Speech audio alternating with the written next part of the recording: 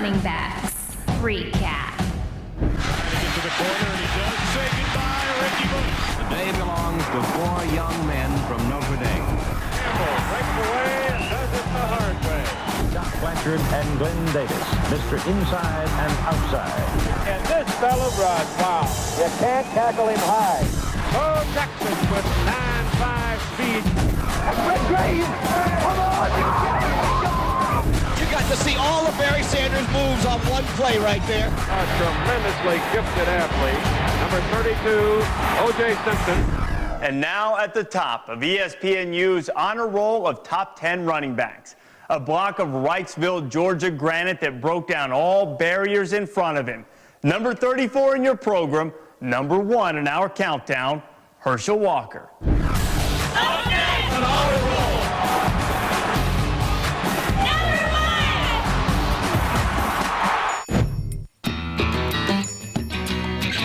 I'll never forget the Tennessee-Georgia game when he was a freshman. He had his coming out party. Herschel Walker, that kid out of Johnson County, he got a block in front of him and went in the corner standing.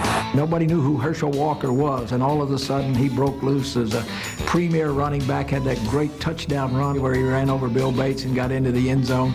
He's running over people. Oh, you Herschel Walker. Coach said, Herschel, you going in? So I ran in a game, and I was too naive and stupid to realize I was in my first college game. And I just went out and played. Herschel Walker was a freak. He brought Earl Campbell's body, O.J. Simpson's speed, and sort of an Archie Griffith-type presence to Georgia. There goes Herschel Walker.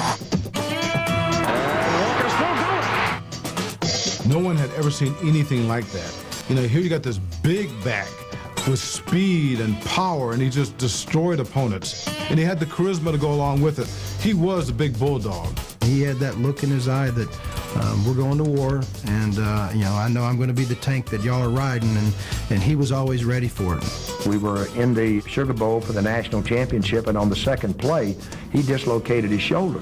He came out of the ball game with his elbow stuck in the air. The trainer said he's finished. He can't play anymore. And I remember laying over on the sideline, and he put in a foot here, one right here, and he popped it back. And when we got the ball back, he goes back into the game and gains 150 yards rushing. Gotta be Walker, touchdown! And no back had ever gained over 100 yards against that Notre Dame defense that year. Vince Dooley riding on the shoulders of his Georgia football player.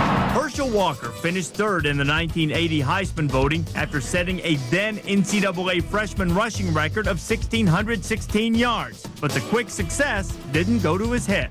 His best nickname at Georgia, and he had many, I thought, was Humble Herschel, because he indeed was that. His personality out on the field was always the same, very even keel, never too emotional. And when it came time for game time, you knew Herschel was serious. He was the first one into the team meeting. He was always sitting at attention. The players respected him as an individual.